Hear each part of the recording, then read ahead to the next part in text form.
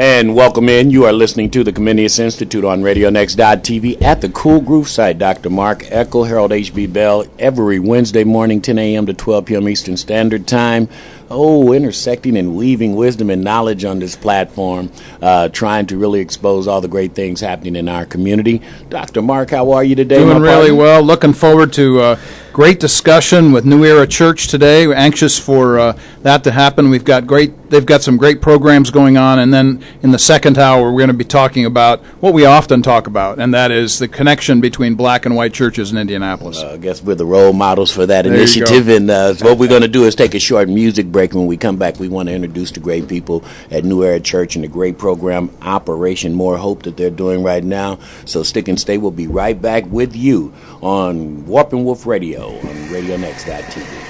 And we are back. You're listening to Warp and Woof Radio on the Cool Groove site at RadioNext.tv. And today, man, we're going to get all the way in, not waste too much time. Normally we come, and Dr. Mark and myself, we sit up and try to dissect different issues and problems that we have in our community. But today, we have the man, the myth, the legend, Pastor Clarence Moore is in the house with the First Lady, too. How honored are we to have him in? And what we want you to do is just please, if you could go around the table, Pastor, starting with you, give a little introduction, First Lady. And I see you got your two henchmen with you in here, so let's introduce those people. Thank you, Harold. Yes, I am Pastor Clarence Seymour of the New Era Church, and we have brought with us our children's ministry director, our assistant children's ministry director, and our executive pastor.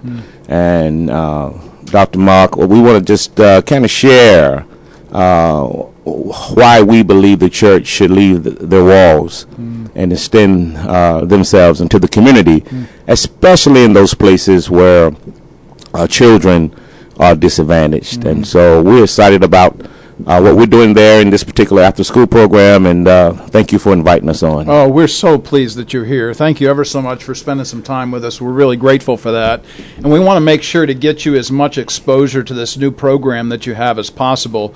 So feel free to take the podcast. Those of you who might be anxious to listen but can't really stay with us the whole time, there will be a podcast of this that you can pick up at ComeniusInstitute.org later on, or just follow me on Facebook, Mark Eckel, ECKEL, or shoot me a text or a message. You can email me at eckel1957@gmail. Well, let's get right to it and talk about this brand new operation that you have going here. In fact, it's actually called Operation More Hope. Yes. What is this Operation More Hope? Kind of fill this out for us. All right. I'm going to let our children's ministry leader, Hope, share how we initiated and how the genesis of this program. Good morning, and thank you for having us. Operation More Hope is an after-school remediation program. It's a program that works in partnership with IPS School 42, a couple of our other partners, Bridges of Hope, Connection Point Church, the Jewish community, and we have a partnership where we work with disadvantaged, or I should say, kids that don't have a disability in learning, but kids that are at a disadvantage for learning. These kids are typically a couple of grade levels below where they should be, and so our after-school program takes them in and we try to bring them up to grade level. That's some really great stuff. The emphasis of the next generation is really huge for us. Let's take that to that note then, to the next generation, and ask, why is it that you've come to this place as a church, that you've decided that this is so important for you as a church? Well, our mission statement, the last prong, we have a 4-prong mission statement. The last one says to be a conscience in the community. In other words, the community need to know that we are a force for God and a force for good. And so in order for us to fulfill our mission statement, we need to have some very tangible and some ways in which we are actually doing what we say we should be doing. And Operation More Hope is one of the ministries that has helped us tremendously put our tentacles out into the community and grab some of these kids that, my whole saying, Mark, has been that there's nothing wrong with the seed. It's the soil. That's it. In which those kids have been dropped in. Right. And so what New Era Church is trying to do is to nourish the soil, to provide a better environment around these children so that, as Hope said, these kids have great potential.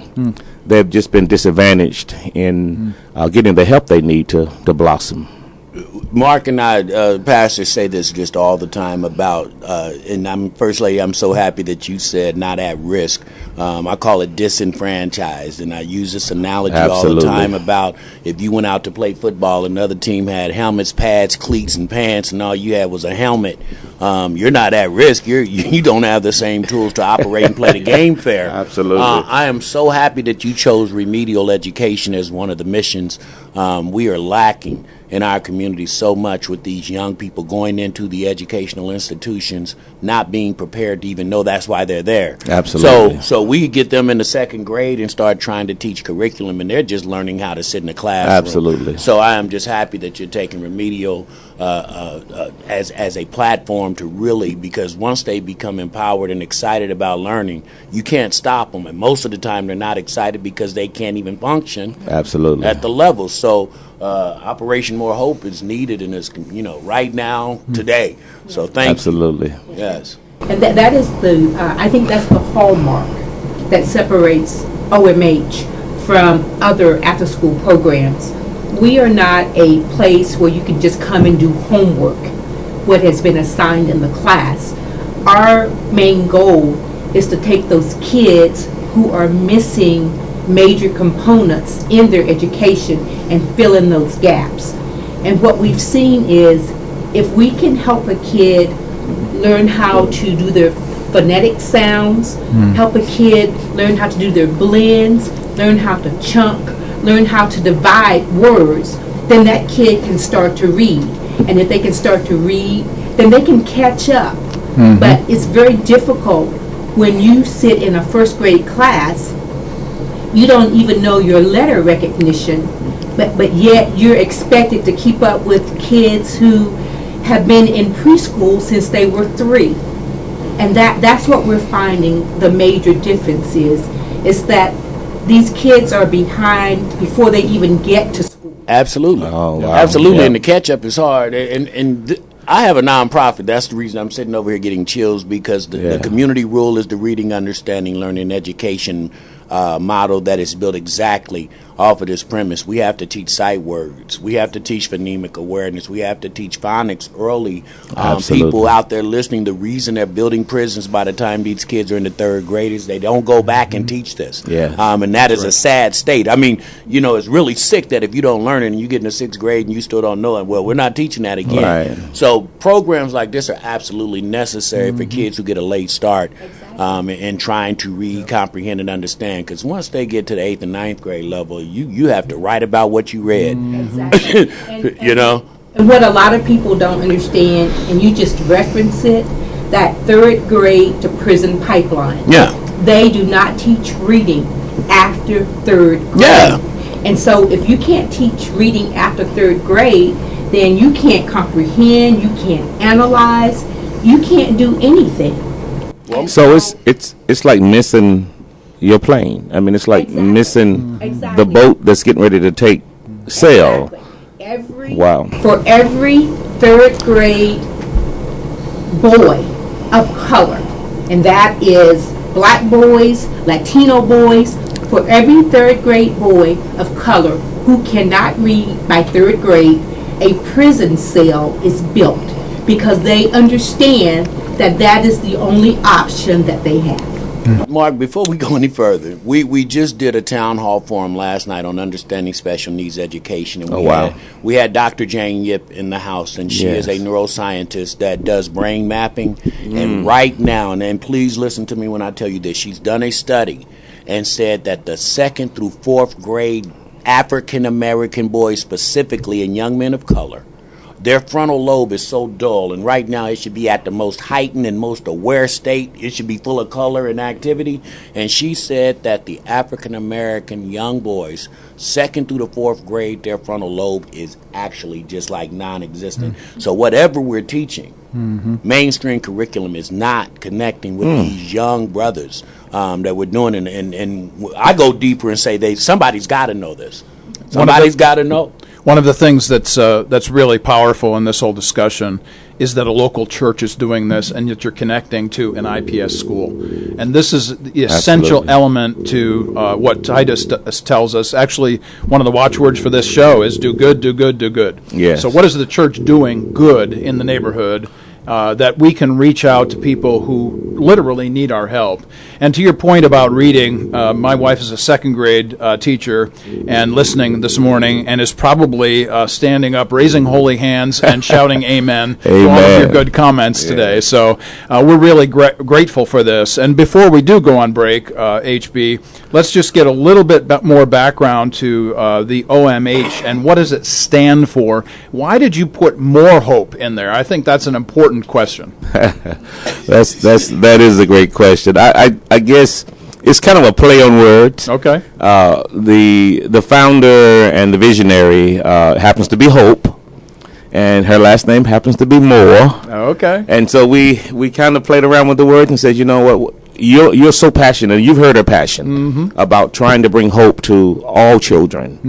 Why don't we call it Operation More Hope? So that's how we got to that place. Let me say this. That's how he got to that. This program was originally called Operation Red Hope because our goal is to lift the kids. In a school system, you have kids that are green, that are on level, kids that are yellow, that are just on the bubble. With a little help they can push up to green, and then you have those kids that are red, those kids that are below level.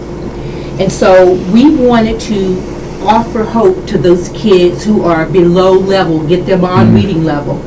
And so we were advised though by a visionary, her name, I can't think of her last name, but she was the social worker at School 42, Mrs. Holla, who helped us figure out, don't just offer an after-school program, offer a program that's going to have huge impact.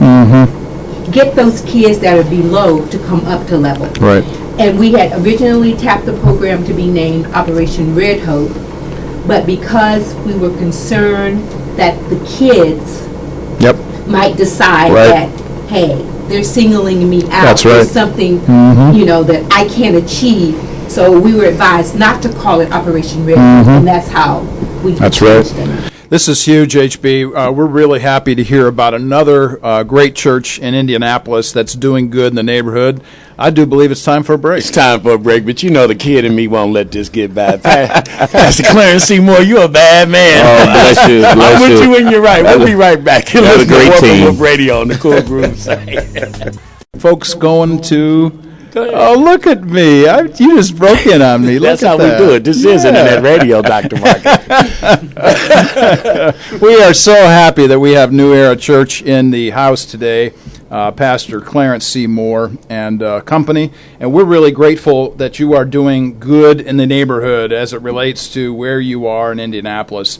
And we wanted to just go back for a moment to the question of School 42.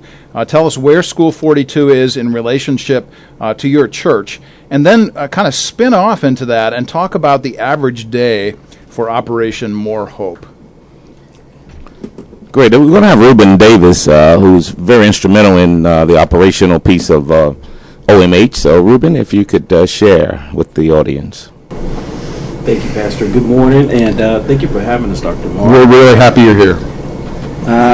So our average day at OMH is that we would bring the kids in after school, and the kids would come over on a school bus. School 42 has been really great about partnering with us to make sure that this program works.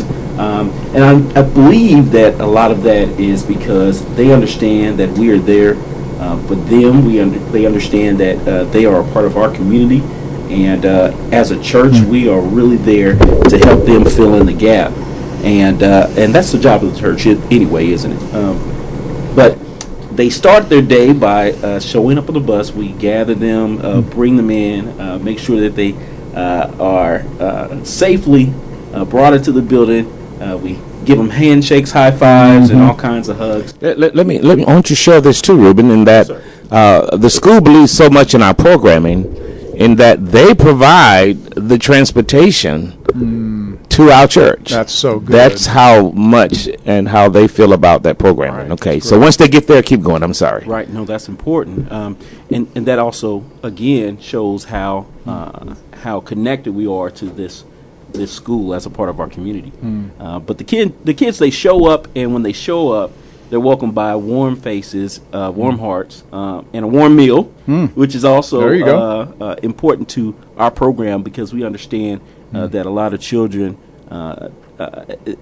when it comes to nutrition, a lot of children are lacking in that department. We don't want children to go unfed. So before we decide to begin on homework and go into our remediation, we always start the evening with a warm meal. And we have some great volunteers who come in, and they act as acting grandmothers to these children. We actually call them the grandma chefs. Nice. So that's a small little shout out to them. Yeah. But they come in early and cook meals for the children. And we're talking about high nutritional value meals, meals that would give them actual energy. Yes. So we start their day like that, and then after dinner, the children have a model that they do, which has been amazing. But it's something that gets into the hearts of them, and also helps them to understand what their mission is here at OMH. Then we go into enrichment time, which gives the children an extra period of development outside of homework. But when we say enrichment, we go into things that connect the dots for them, and makes it exciting. It's a bit of a brain break for them as well, but it also has them engaged in learning, and we're talking character building activities. They learn about different cultures. A lot of our volunteers have been instrumental as well about bringing in some great enrichment ideas. They've learned about Hawaiian culture. They've learned about Jewish culture. They've learned about so many different things. They sing, they dance, they do karate, they do a lot of different things. Absolutely. One of the things that's really that just kind of jumps off the page at me here is this concept of Hebraic education. To the Hebrews, it was a holistic education, and not one aspect of the person was left out. Right. So the importance of the physicality of the individual is huge. And I also have to say this. I mean, this sounds like it's going to be kind of redundant, but if you have men such as yourselves there, absolutely, with young men, yes. I mean, how much more important is that? You have men with young men. Right. Maybe you could spin off on that just a touch and talk about the importance of male role models in this program. Take a shot at that. Absolutely. That's the beautiful part about our church as well, is that we have a lot of men who stand in as role models. A lot of our volunteers who show up happen to be men, and the children, just to be able to see a stand-up guy in their presence. Sometimes these guys have to correct them, and this comes at the most appropriate time for them, because a lot of these kids are developing. They're understanding their world, and they're understanding their place, especially the young boys in this world. And so to see a man and how this man operates, and how this man is there for them, it's a great thing. It's a character building thing, and we get a lot of mentorship out of that for the children. If I could jump in too, Ruben. You think this is a predominantly African American church, every church is, but this particular program, we have men across the ethnic lines that come in. That's great. So we have white brothers, and then we have also African American brothers. So these men, or these children, they see men. Yes. And so if there are any young men out there of European descent, and hey, there's a place for you in your church. every week. Hey, how often we do this program, Ruben? Monday through Thursday. Monday through 4 days. Okay. And we've only told you half of it, so finish out the last half of that. Is Sister Hope, if you would, real quickly. Okay, so the kids come in, they eat, they go through some type of fun enrichment, something to, like Ruben said, a brain break, but something that's always also teaching them, that's expanding, that's broadening their horizons. After that, we do math. We do math for about 10 minutes a day. We may do multiplication, division, addition, but this is primarily a reading program because we know if you can read, you can do anything.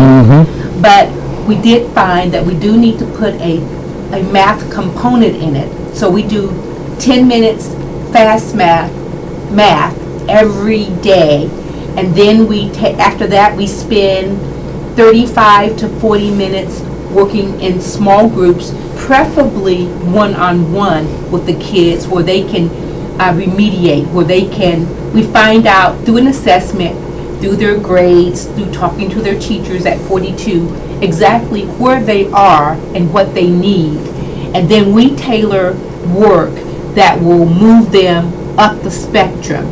So we spend about 30, 40 minutes there in small groups or individually if we can. So that's about 40 minutes. And that group, that's who's leading that activity? Those are our volunteers. Those are the volunteers from the community. And if there's a need, that's where the greatest need is, because we would love to put those kids one-on-one. We found that gives them the greatest chance of mentorship, but also the greater chance of success. But anyway, we do that for about 40 minutes. Then we take a quick restroom break, and then we're off to spend an hour with a licensed certified teacher on their grade level in a very small group, maybe of 3 or 4 kids. They spend an hour there, then it's time to go home. Isn't that amazing? That's fantastic. What we have invested in 10 to 12 teachers who come off their job, and some of them are retired, come off their job and spend another hour with children who've just left a classroom with 35 kids in it, getting no individual attention. All of a sudden, 4 times a week, they sit with a teacher in that 1 hour, 2 or 3 kids, unlocking their potential. This is to expand this a little bit further. One of the important concepts that comes out of the New Testament is this idea of imitation. So when we talk about discipleship, we use the word mentorship. That's what we're talking about. I think about what Paul said in 1 Corinthians 11:1, where he said, "You imitate me as I imitate Christ." Absolutely. And so actually one of the Greek words there, the Greek word for imitation in Greek is mimic. So literally, we are mimicking somebody else. So what you are doing in this Operation More Hope is you are setting folks in front of these little ones who they desperately need to mimic. And Absolutely. You are a Christian organization, a Christian church who is doing good in the neighborhood. This is a huge, huge thing for everybody in your neighborhood. This is wonderful news. Absolutely. You know, Pastor Tony, who's here with us, our executive pastor, used to work in the school system. And so, Pastor Tony can tell you some of the horror stories. He used to have to go into the schools. And Pastor Tony, just share a little bit on you, because you saw the devastation of. Yes, absolutely, Mark. It's imperative that the local church becomes more than just a place where we gather on Sunday, but it has to kind of replace the decline of the community centers and become a place for the whole community, that we might be able to fill some of the gaps that's missing in our community. Yeah. And yes, when I worked for the school system, spent about 14 years there, I saw some things that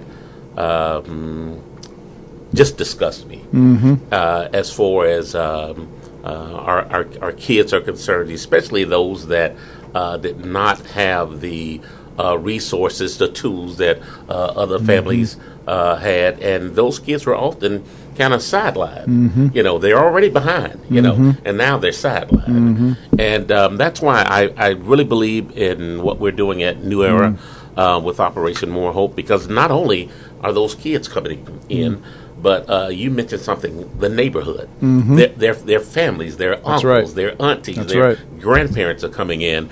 And not only do we mentor and teach the kids, but we're also there to mentor and help to uplift and to add value to those people that are in their families. I remember one of the families, it was a grandfather. And the grandfather, he kept getting in accidents. So we began to talk with him, and because he hadn't been to an eye doctor in years. So we were able to get him an eye appointment, and we went and purchased him some glasses. And I mean, he's so grateful. But not only that, but many of our families, they go to our pantry for food. Many of the families come to church for worship and get involved. And what we try to do is not provide handouts, but hand-ups. There it is. You know? There it is. And I believe that through Operation More Hope, our community, School 42, is much stronger. And I believe that as we continue to build those relationships, I believe the community is seeing what's happening there. And I believe that we really can be the hands, the feet, the voice of God. There you go. Ahead of the famous lines that we always go to, HB, to do good from Titus 3, is this great line in Titus 2:10, which says that our responsibility is to make the gospel of Christ attractive. Yes. And so when we make the gospel of Christ attractive, we bring people in simply because we're doing good for them. Absolutely. And it just thrills my soul today to have you all here.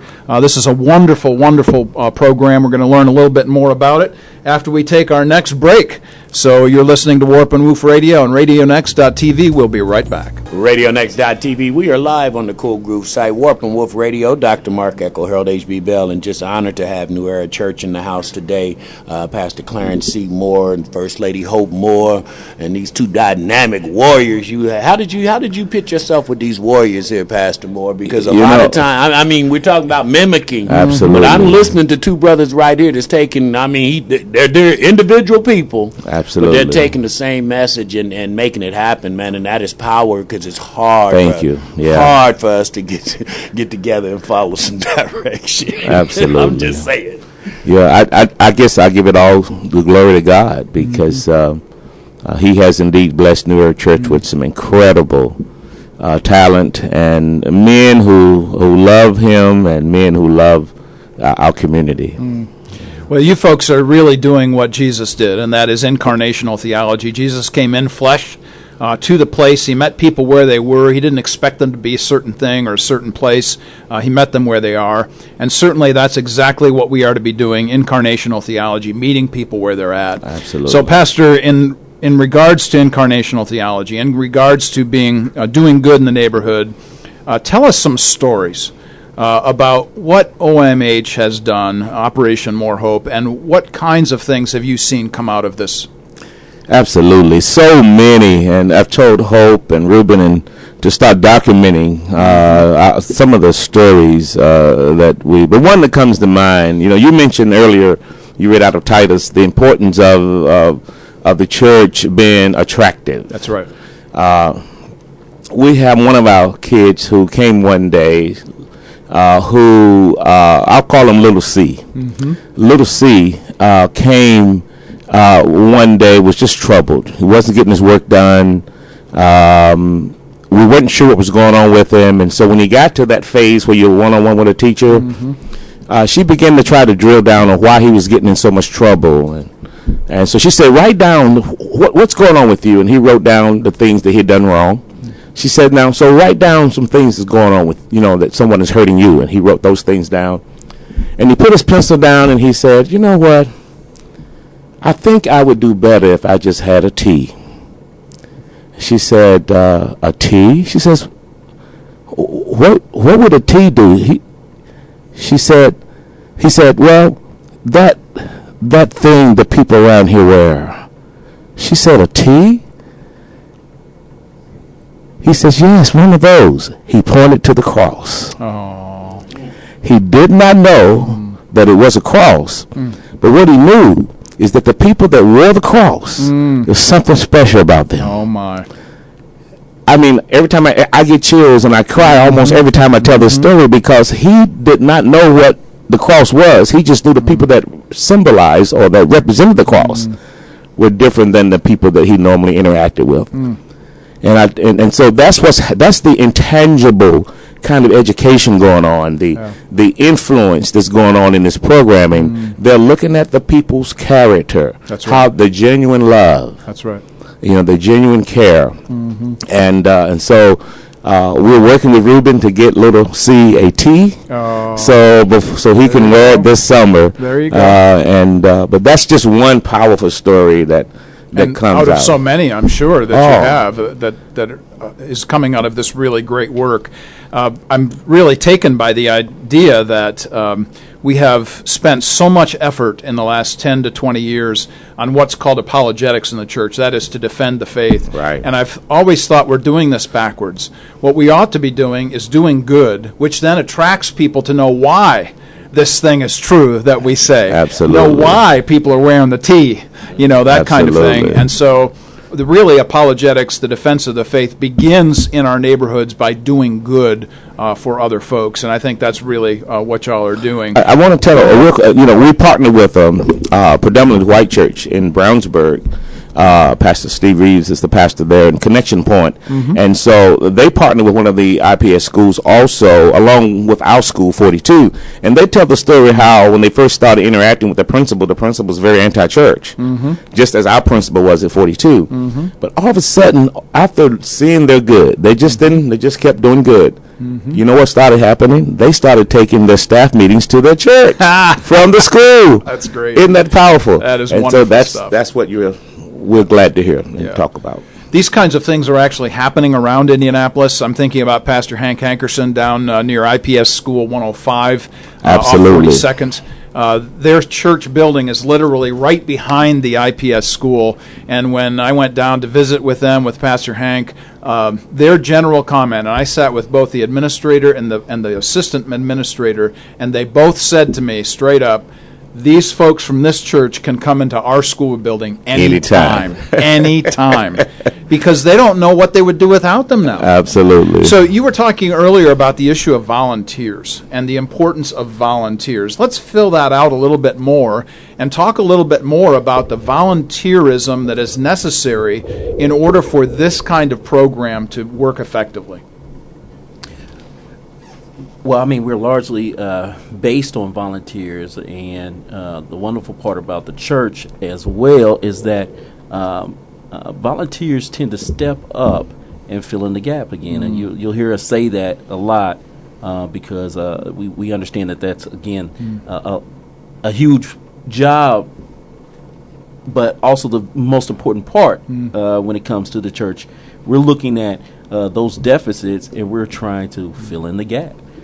So when it comes to volunteerism, we again, and Sister Hope mentioned this before, that we have volunteers that work with the kids during their homework hour, and we would love to get to a point where we're one-on-one. We've had great organizations like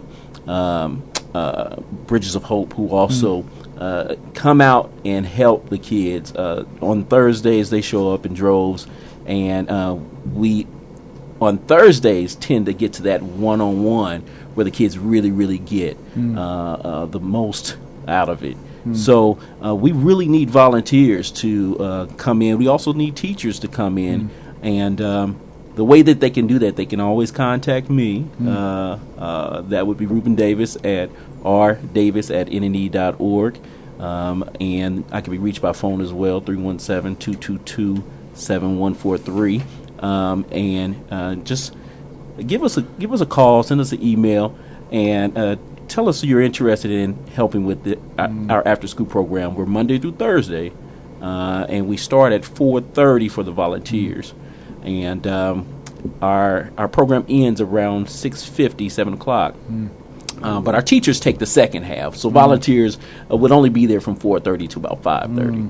But yeah, we really could use volunteers from any organization or any group. You guys can all come out. Okay, sounds good. Sounds like you actually have an awful lot of deacons at your church, Pastor. This is, of course, from the Greek word which diakonos, which actually gives us this concept of servants.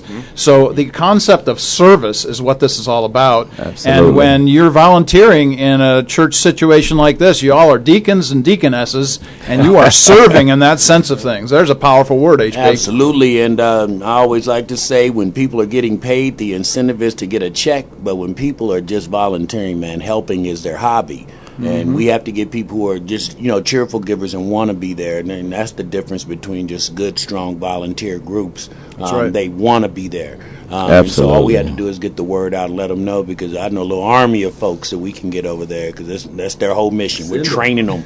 We're training them to be servants. You know what I mean? That's really neat. Because it's a learned behavior. Because most people are selfish. We just are. Absolutely. And if you don't believe me, give them a stack of about 10 pictures and have 1 or 2 pictures of them in the picture, and then let them look through the other 20 where they're not, and then you'll kind of see where we are. Oh, my God. Because, Yes. really, they'll scan through real quick if they don't see themselves, but if they're in that snapshot, Jack, I'm stopping and looking, and, it's all good. Just human looking, and, it's all good. Just human looking, and, it's all good. Just human looking, and, it's all good. Just human looking, and, it's all good. Just human looking, and, it's all good. Just human looking, and, it's all good behavior. I can't help it. I just report the news. So we're going to come. Well, we need to take a break here at the top of the hour. We will be back. You're listening to RadioNext.tv at the Cool Groove site. This is Warp and Woof Radio. We come to you every Wednesday from 10 until noon. We're grateful to have New Era Church in the house today. Looking forward to our second hour when we talk about the connection between ethnicities, between the black and white churches in Indianapolis. Stay tuned. You're listening to RadioNext.tv at the Cool Groove site. This is Warp and Woof Radio. Warp and Woof stands for the vertical horizontal threads that make fabric, and we're talking about Colossians 1:17 from a Christian point of view. By Him, by Jesus, are all things held together. He is indeed the wholeness, the fabric of all of life, and all that we do and all that we say and all that we are is resident in the source of all things, which is our Lord and Savior Jesus Christ. So we are really grateful to do one of the things that we do in this community, and that is to do good simply by communicating doing good in this community. And in this particular Wednesday, we have the tremendous opportunity to have New Era Church with us. New Era Church, Pastor Clarence C. Moore, and a team of folks here with him today to back him up. We spent the first hour discussing the issues of education and something very specific to their church, which is Operation New Hope. Operation New Hope emphasizing the opportunity for young people who are disadvantaged in that particular neighborhood around the IPS 42 school district to have a specific program 4 days a week, Monday through Thursday, at New Era Church. If you want to become involved in that particular group with that volunteerism behind you, this is a great opportunity to check out New Era Church down in Indianapolis Inner Circle. But in this second hour, we have another opportunity, and that is to shift gears just a little bit and to do something that we have given ourselves to on this radio station, and that is to bring black and white churches together to have a consistent presence, not only in white settings but also in black settings. And frankly, it's been a compulsion of mine, a compulsion of the Spirit of God in my own life, to bring in as many folks who don't look like me as possible. So for those of you who aren't sure, you're actually listening to a Euro-American here. This is I'm of European descent, and we are committed to bringing in our African American brothers and sisters into this particular community and talking about the importance of the interconnection that there ought to be between black and white churches in Indianapolis and also around the United States. So that's kind of a promo for the second half of this show. And Pastor Moore, we're going to ask you to take it away here and interact with some of the questions that we have here. The first question up to bat, I think, is an important one, and that is, do we think that the local church should look more like the universal Big C church? And by that we mean Revelation 5, that all people, all tongues, all nations are going to be invested in the church, capital T, capital C. Pastor Moore, what do you think about that? And talk a little bit about the interconnections that you've made in this regard.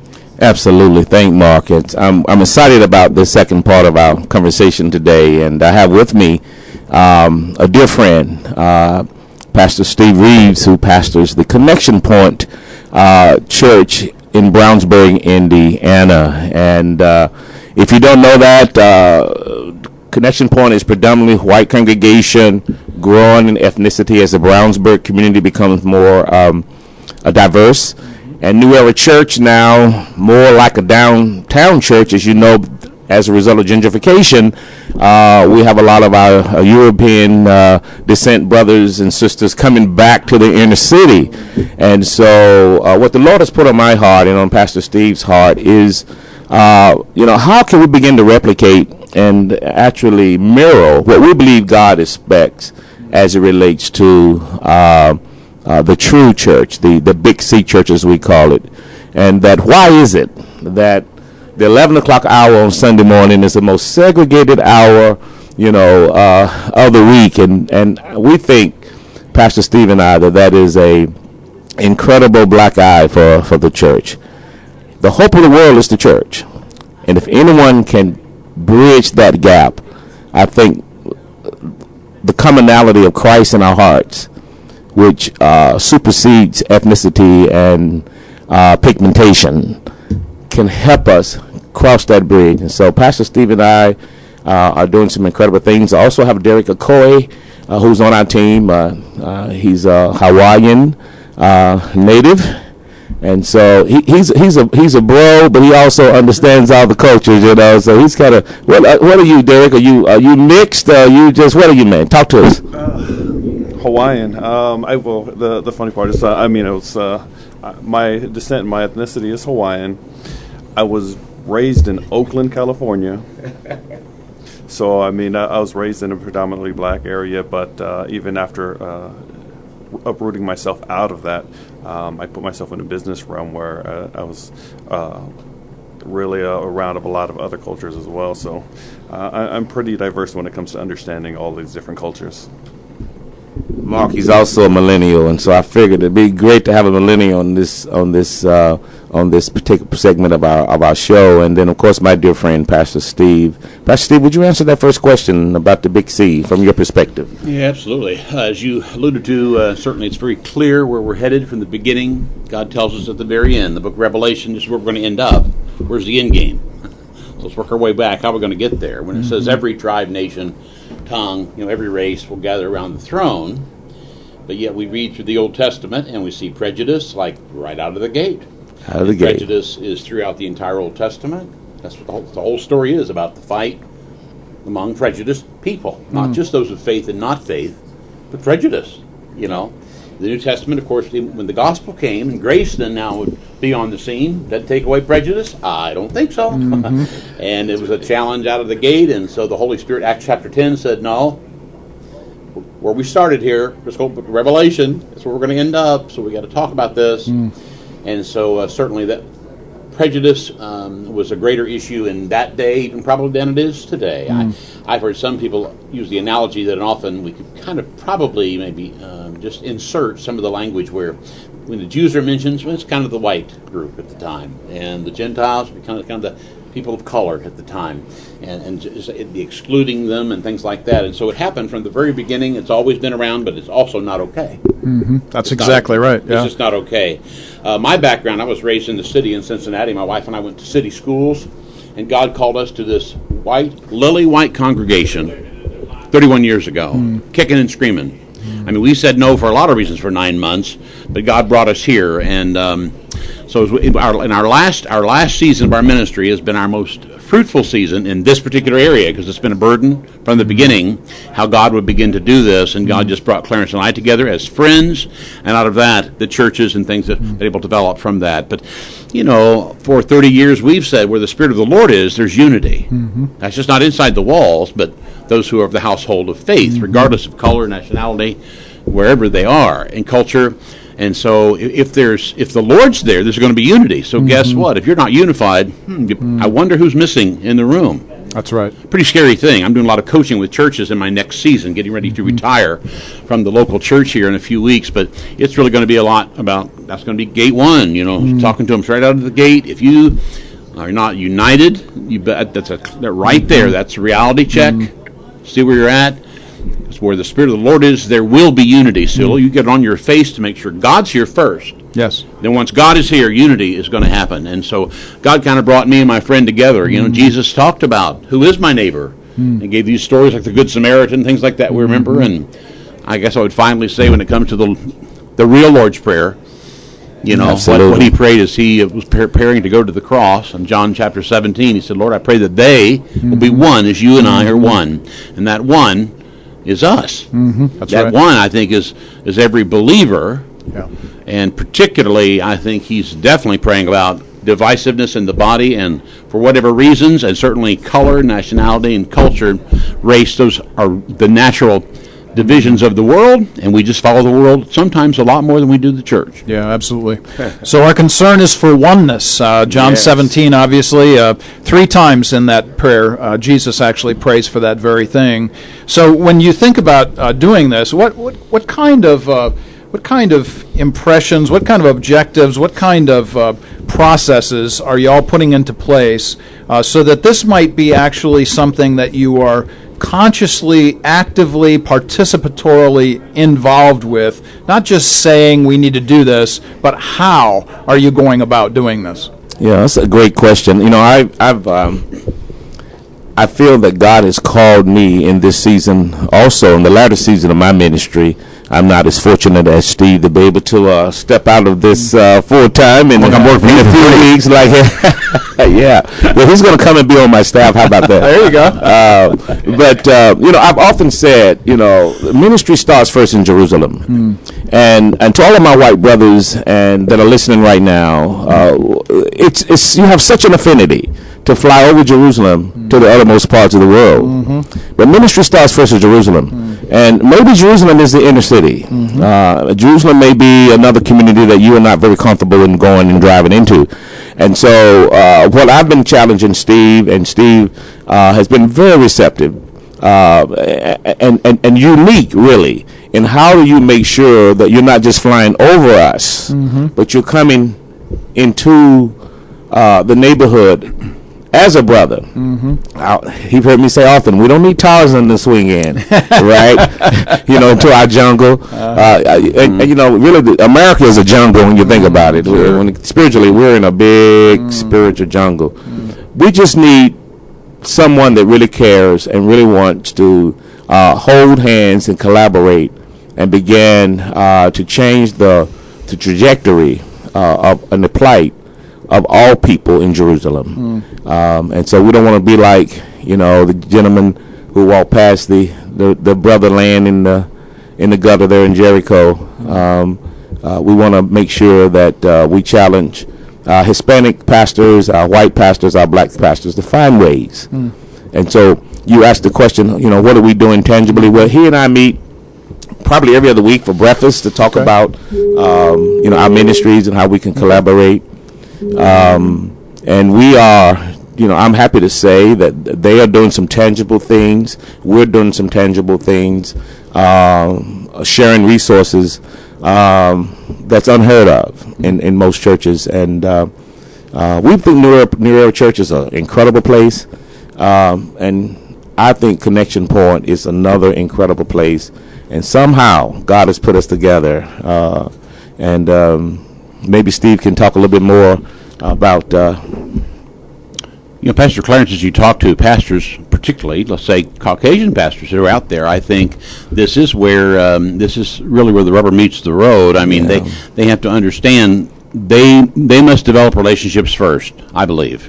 Absolutely. The congregation isn't probably going to be engaged until they know you really are engaged. That's right. In those relationships that way. Great point. I came to your place that Wednesday night and said, you want to do breakfast? And we'll do it around the corner, and we just made a commitment to do that. Absolutely. And we've said often we have an agenda, but really at the end of the day, it's just we like each other, and now it's not. We love each other. Right. And people who know us know that. We also go to the same restaurant all the time. It's very visible in the city. We love watching people watching us. They're like, what is up with these dudes, man? What's going? You stay away. They're going to convert you over there. You better be on another table or something, you know. So we have a lot of fun there.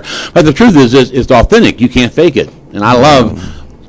Clarence will say to me about once a month, Pastor Clarence will say, you know, well, one of your members I saw the other day out in business and walked in there and they said, our pastor loves your pastor. Yeah. You know, what church you go to? Connection Point Christian Church. And we just both tear up every single time. Yeah. And people, this happens a lot. In business, people will cross, we'll meet each other because we've had each other at each other's places. Yeah. Our folks come, we have a Saturday night service. A number of our folks now come Saturday night, and so they can go Sunday morning down to New Era. Absolutely. And we do some Wednesday night services together once in a while. He and I in each other's pulpit at least once a year. Right. We did a series last year based on the movie. Right. What was the name of the movie? It was Tony Evans and Stone. Yeah. About the event in Alabama. Yes, that's right. Where they came together. Nathan, the football player, both of us, we're getting too young. Yeah, we are. That movie? The Blind Side? Huh? The Blind Side? Is that what you're talking about? No, it wasn't The Blind Side. Okay. It's a good thing I brought it up because, you know, where ministers go when they retire, they go out to pasture. That's what they do. So, but the mind goes first, though. That's the problem. I'm already gone to the pasture. But it's a story of the high schools, you know. It was a predominantly very racial environment in Alabama. I think it was the first African-American player who played for Alabama in college. And Bear Bryant came and lived in their home until he would come instead of going to Auburn. Well, we built a 6-week series around that, and we had a small group that we combined some people from both churches. Absolutely. And then we interviewed those people on the platform. They talked about the real kinds of issues you deal with today cross-culturally in a Sunday morning service as a part of our venue. All of our small groups are going through this material, but it was just very, very helpful to talk that through, I think, and to experience that kind of thing together. But it doesn't work if it's not relationships, right? And you can't fake it. People know whether you really do care for each other or not, and you're yourselves, and you and I are enough alike. Yeah, our churches can both, I think, respond pretty open emotionally. I think that's helped our people as well to just receive us for what they hear, what they see. Well, I think another real tangible thing we did. We had a young man in our church who's an up and coming great future pastor, I believe.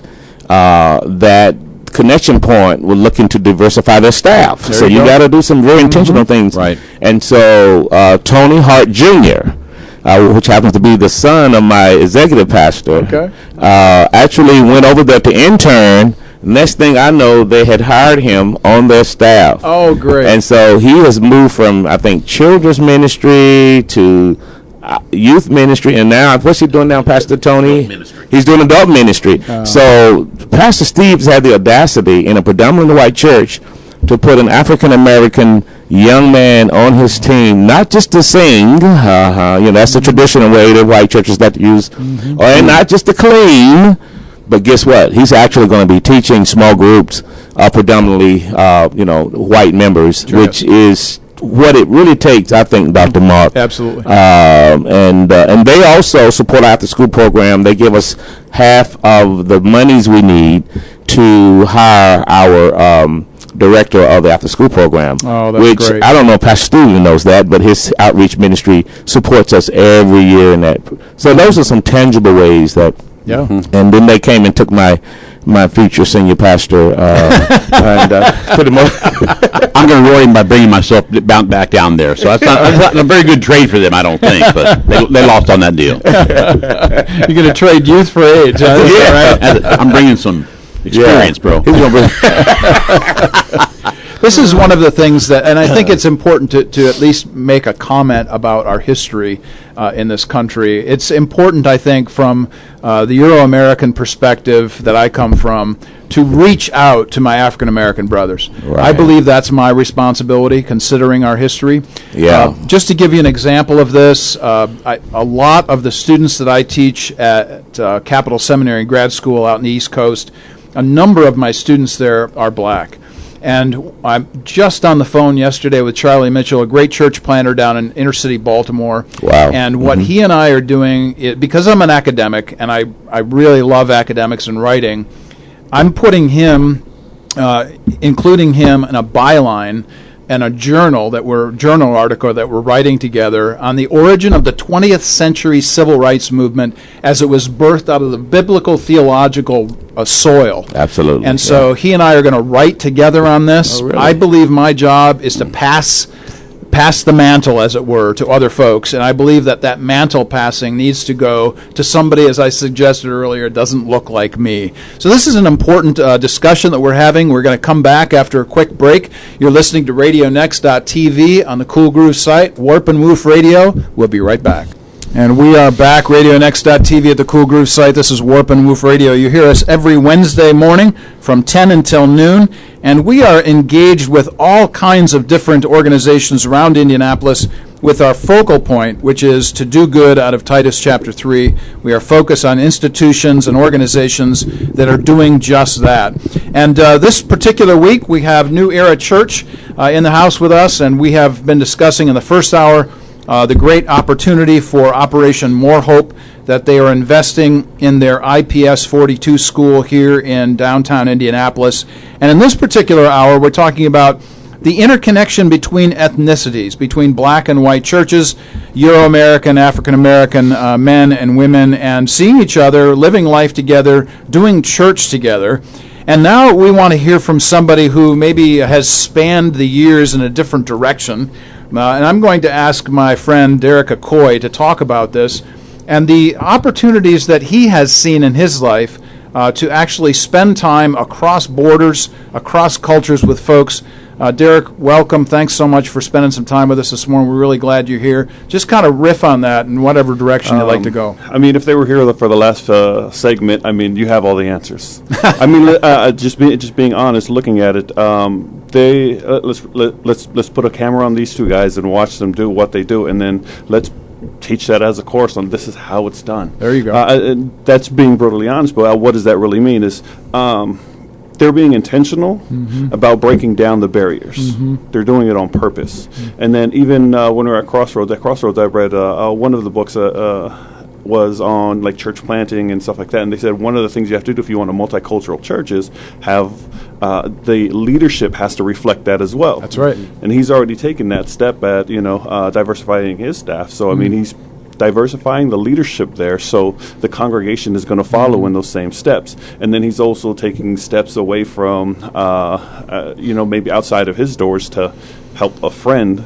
And it's just really being intentional. And congregations, people are going to watch it. The millennials they're going to sit back and watch and see what other people say about you. They're going to sit back and they're going to look at social media. What does social media say to you? What does your review say? They're going to look at your pictures and say, what does that church look like, and do I want to be a part of that church?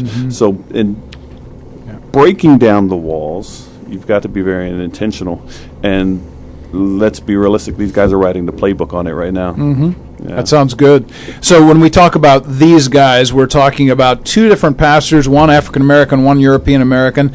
Jump back in, anybody, on this particular issue and discuss the concerns that people might have between removing these racial boundaries that folks generally see. What are the kinds of things that you find on a regular basis that you have to intentionally talk about breaking down boundaries? What are some of those walls that need to be broken down? I know you all have lived life together. That's a really important, powerful statement to everybody. But talk about some of the boundaries, barriers, walls that are erected. I'll go first, if I could. I was having breakfast with another friend of mine who pastors a predominantly white church, and we were talking about the documentary 13. Okay. And he had shown it to his congregation, and pretty provocative documentary documenting the Reagan years and all of that, and things that have things have gotten to where they are today.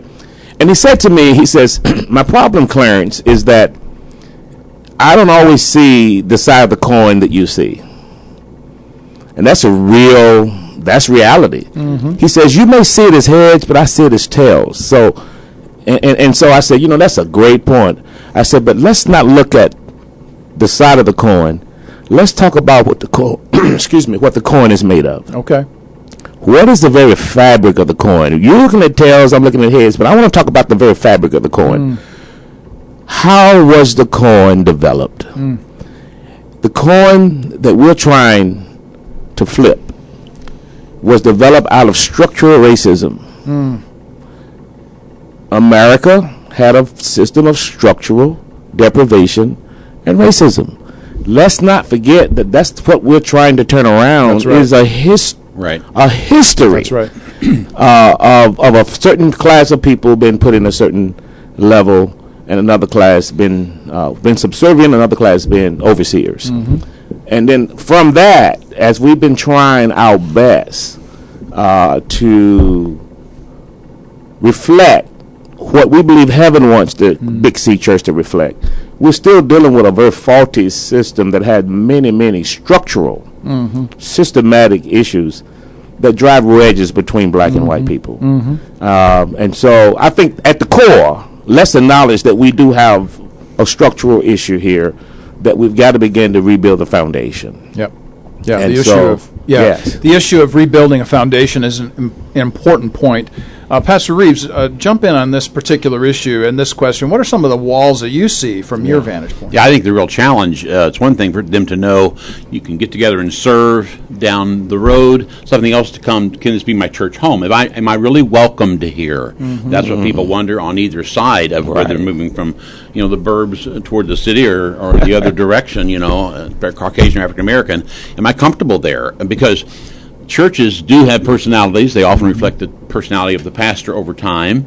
It involves culture as far as your worship and how you respond and preaching style, and all those things are factors. Right. And so one of the things I think that's a challenge all the time, regardless of the race issue, is what kinds of churchy connection point talk, feel, the way we respond kind of things, what are our rules that make it unfriendly to somebody who comes in from a different culture? Right. To make that a little clearer, there really is a factor about just the way emotion is some people who would first come to the new era, they're not quite sure how this is going to go. Yeah. And it's a little louder than usual. You think so? And they applauding when you're preaching and stuff. And, you think so? And it's like, and that kind of deal. So it was funny, of course, the week I preached, after preaching 30 years, my adult son, here in town came and here, when I preached at your church, he said, "Dad, that's the best sermon I've ever heard you preach." I said, "Son, that's the best sermon I've ever heard anybody listen to." All right. So it's a listen that makes the preacher. All right.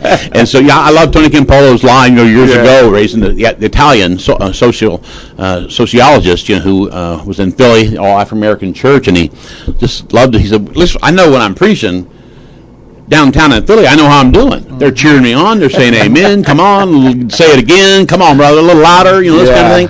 He said, "But, if I go out in the white church, man, I don't know how I'm doing. I don't know if it's landing or not. You've been to my place. About 4 or 5 times I'll say, 'Excuse me, y'all didn't hear me. Let me try that again.' Exactly. I've got to work that so hard to get them to understand that. But you come at your place, why, man, like Ken Polo said, and then when I'm bad, at least I know I'm bad." He said one time I was preaching in Philly, and a lady stood up in the back. She said, "Help him, Jesus, help him." So either way what's going on. You're getting feedback one way or the other, right? To know how we're doing, let's lay it out there. But I do think that's a real issue for people. They, and if they don't live in a community, I also think, cross ethnically, they're also not going to worship there, right? Unless they have some relationships, right? And they know you really want them there, right? Yeah, and I think the other piece too is, as we're talking about barriers, is trying to move from a transactional relationship. Making sure you have food, don't. But how do we begin to develop a deeper transformational relationship as black and white churches? And that's a little bit more buy-in in relationally, is a deeper relational piece. And there are times that Steve and I look at certain things. We don't always see things eye to eye. We understand that. Yeah. We're from different backgrounds. Yep. But I think at the core, what drives us is our love for Christ. There we go. And when you have that, then you're able to begin to take risk Get out of your comfort zone. Right. That's what Christ did when he went into Samaria. You know, he set the tone of what it's like to leave your comfort zone and go to a place. And you remember that whole interaction. Even the Samaritan woman was surprised to see that white guy at the well. Now I'm saying white guy. I know he was black, really. So we'll talk about that later, what color he was. But from Steve's analogy of the Jew back then being kind of the white, you know, community, and the Samaritan being kind of the, you know, the minority community. Well, this comes directly out of Scripture in Ephesians chapter 2 when we talk about breaking down the walls of enmity between each other, the issue of Jew and Gentile, and of course Jew and Samaritan. Jesus certainly set the stage for this and showed us how it should be done. Absolutely. I'm always thinking about the Sons of Thunder, who when they said, you know, should we just call down fire from heaven and obliterate these people? You know, Jesus says, this is Eccles free translation, what's up, man? What's up? What's up with that? At least. What are you doing that for? Yeah, purify this place, right? That's right, yeah. You know, Steve is actually writing a book on Ephesians, and so I don't know if we have time for Steve. Oh, please, go ahead, yeah. What are you doing, man, stepping out in deep waters on this book? Well, looking forward to it. Yeah, it's going to be the book of Ephesians, basically our journey of 30 years, but really will be the heart of it's going to be basically restored from brokenness to health. Nice. And really out of the gate, we're going to talk about, it's about Gentile inclusion for the sake of the gospel. I mean, that's the beginning of the letter. For the sake of the gospel. Yes. Let's include everybody, because the church was then doing what it's doing today. It became about comfort very early. We thought that's something new. That's not something new. It's about comfort. It's about keeping out the outsiders. This is our little club. Right. And so when you add race to that, it even intensifies. Right. We did that anyway. And so you just have to get back to, what is the mission? You know, is the mission inside the walls? Okay. If it's not, then we must include all people. So what does that look like as we move toward that? Because that's the historic hostility is a fact. That's right. And so if you fast forward to the end of the book, to Revelation, and you read about the Ephesians, who had their doctrine really good. They had the doctrine down, but they didn't love each other. Right. Hello? Does this sound vaguely familiar? Don't you think it's interesting? We say where the Spirit of the Lord is, there's unity. The Holy Spirit does not anoint plans. He anoints people. And so if people are connected, that's what's going to transcend even your little plan. You on a bulletin board somewhere, plan comes out of that. That's right. Yeah. It's really important to have a mission statement. Everybody's got to have a mission, but our mission is driven by the gospel, as you well say. This has got to be the centerpiece for all that we're doing. Let's take this a little bit further and talk about some of the, you mentioned the word comfort, so let's kind of hit the comfort issue here just for a moment, because when we're talking about white churches and black churches, there are different kinds of comfort zones. Absolutely. So talk about comfort generally, and then how you're transitioning across those comfort zones in each other's churches. So I know at New Era Church, we have been very intentional in restyling our worship. Not only the environment, but also the kind of music we sing. We are making sure that the genre of music that we bring on any given Sunday speaks to who we call Aunt Haggy. That's the lady that Pastor Steve talked about, that stood up in the church and said, "Help him, Lord." Aunt Haggy needs to hear that old gospel freedom music, right? But then we also realize that our millennials want to have that, what we might call worship music, moving from the experiential kind of music to who God really is. And so we've been, our genre, we have a great worship leader who's able to bring all kinds of genre. My preaching style has changed. I've gone more to a didactic, exegetical kind of preaching, whereby my cadence is still there, but it's more teaching. I do think that has helped. We're also trying to embellish our facilities, because I think that's important. It's hard for a African American church, for lack of a better word, compete with a predominantly white church that have so many more resources and so much better facilities. And that's why I think a lot of our middle-class African-American families feel at home in the white church, because they have the amenities. They have the great children's areas. They have the small group pastor where the black church may only have one pastor, and let alone, So Right. so we're trying to provide all those kind of things from my perspective to try to create an environment where now Derek is one of our team members on our staff, and has been really instrumental in helping us in trying to become more diverse. We still want to become even more diverse and more intentional in adding, a white male or female that's out front, Right.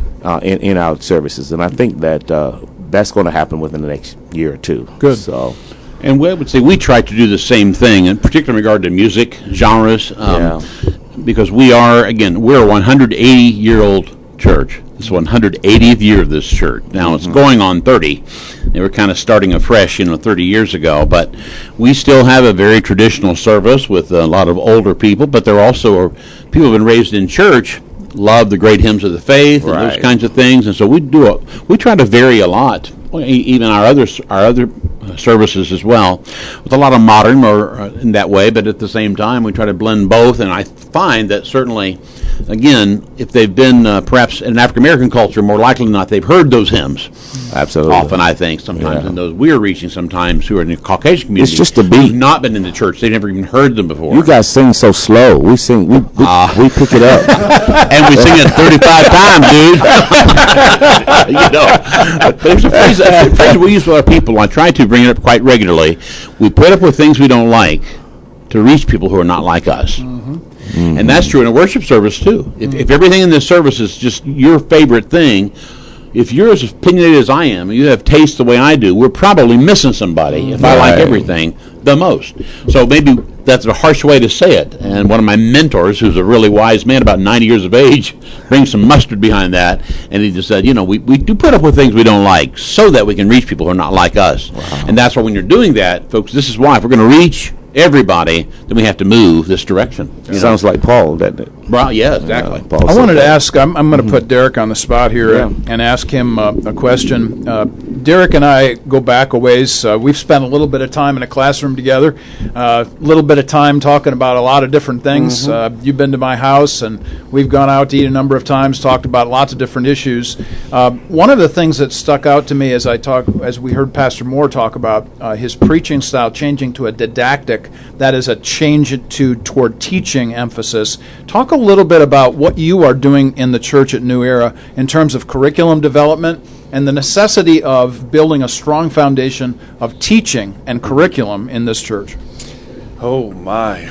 Okay. What I'm doing there, pastor kind of gives me assignments that he say, hey, I want to teach something like this, or I want to teach something like that, and then I get my nose in the books to figure out exactly what needs to be taught, how it needs to be taught, stuff like that. So some of the great courses we've taught apologetics. Of course, we flipped the name not to say apologetics to scare people off, but defending the faith. Yeah. Simple things like that. Instead of hermeneutics, we taught how to read, how to study the Bible, and then it just birthed out of him that he wanted to do these things, and I had a little bit of a talent to get these things organized. Just a little bit of a talent. So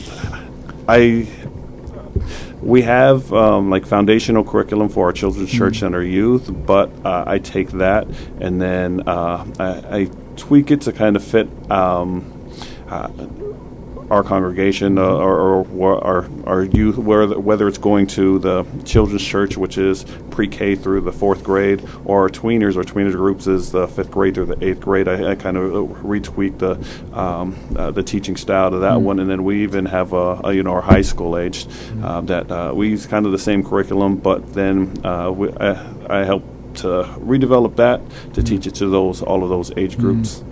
I can't think of anybody better than you to do this, Derek. Honestly, you've got an awful lot of great stuff going on there. Go ahead. Absolutely. And what's so special about Derek, he can develop a curriculum for children all the way to adults. And right now you might want to share what you're doing on Wednesdays as I confuse people on. I'm preaching through the book of Revelation. Okay. I'm confusing the heck out of people. You're confused, that's why. Yeah, I'm confused. What's that if there's a fog in the pulpit, there's a mist in the pew or something like that. But anyway, what is Derek doing on Wednesday nights? Derek, tell them what you're doing. Okay, so when it started to be just a short series on Revelation, so he's preaching through the book of Revelation, and then he's like, "Oh, I'll get it done in a couple of weeks." I was like, "No way!" It was like, "There's no way that I was going to do the typical kind of preacher, hit the real like Ephesus, where's your love, those kind of good sermons. But the Holy Spirit said, "No, stay there." And I've been there 18 weeks. So what's happening? So we're 18 weeks into it. So it started out in a couple of weeks, but basically what I end up doing is he preaches it on Sunday morning, and on Wednesday, the chapters that he covered, I go in depth, and then I go in depth. I answer we have two different groups. We have a noon Bible study, and then we have another one at 6:30. The noon Bible study, I'll just say, I think the youngest person that goes to that is twice my age or close to. Close. No, maybe not that far, but close to. But they're still they're in there inquisitive, trying to learn, and then I'm just appreciative that they appreciate my teaching style, because there was a few of them that said, "I've been through a few Revelations classes, I've never heard any of this." And I said, good. And then they had questions. Sometimes they'll have questions from pastors preaching that he has a limited amount of time, and then we have a few hundred people in the audience that can't just stop and be like, "Hey, what does that mean?" or "What does that mean by that?" So on Wednesday, we really get to dig in the classroom type setting, and we go through the book, the chapters of Revelations that he covered in his previous sermon. Yeah, that's so good. To have somebody of Derek's caliber in your church must be so exciting for you, Pastor. This is a huge thing. It really is. Let me step out in a different direction. Maybe I don't know that we've necessarily planned on talking about this. But let's talk about the future as it relates to the church generally, and the importance of theological depth in the church, and the importance of having people like a Derek Okoye on your staff who can go deep and help people to understand what's being said in those kinds of areas. Let's talk about the church's future in terms of theological depth and the importance of having that for the future of the church when persecution may come to this country, and the importance of what that actually looks like.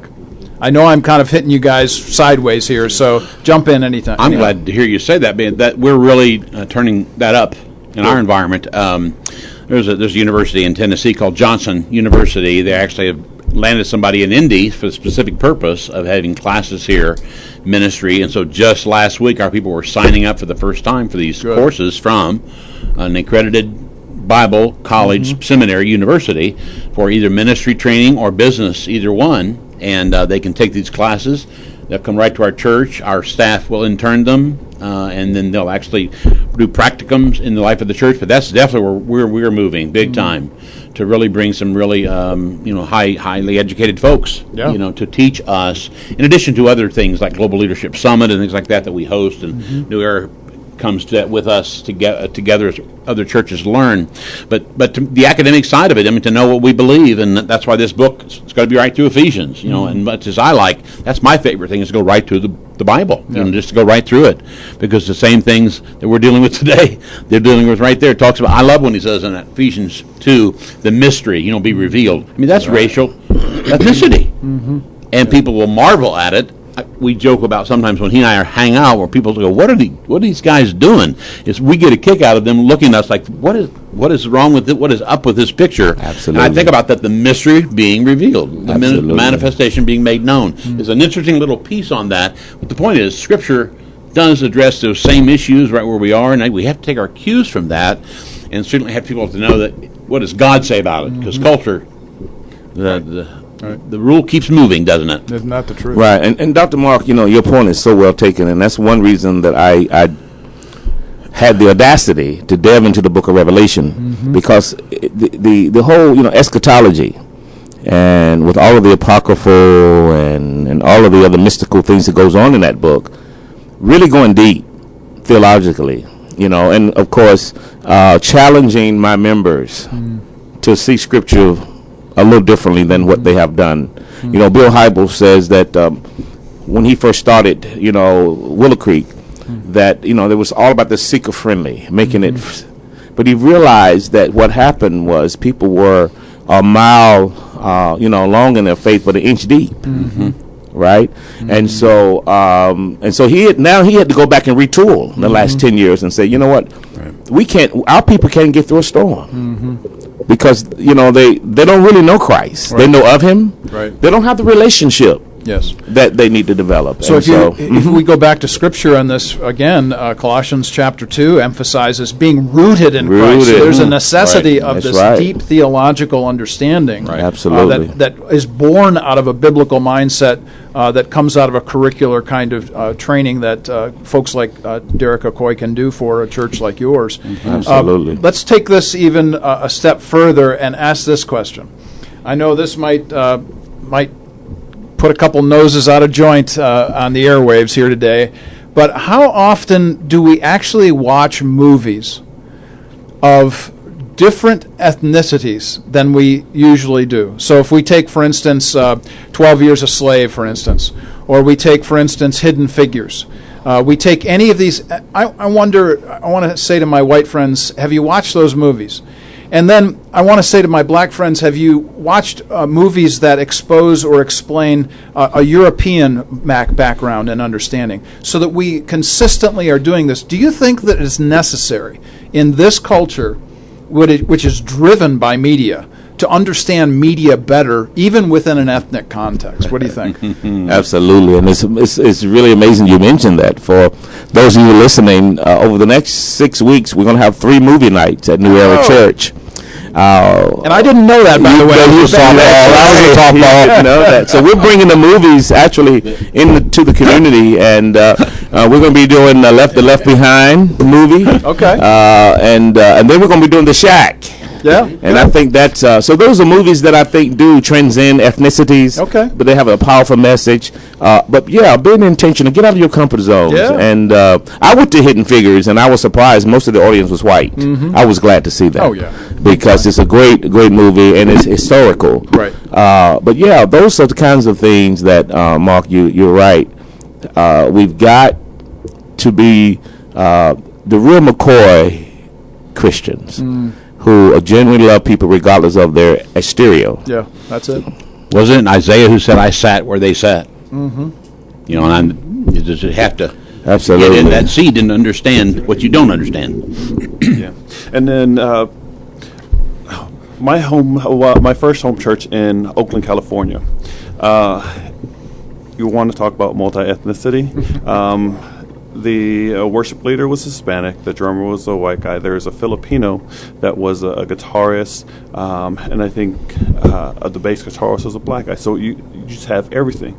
But it's a little bit easier over there because I can go 10 feet and find another ethnicity. I can go, a block and find another ethnicity there. So it's a little bit easier there for us to understand the other culture. But maybe somewhere in this area where there's just white and black, and then there's a separation of where they stay and what they do, and they don't necessarily intermingle.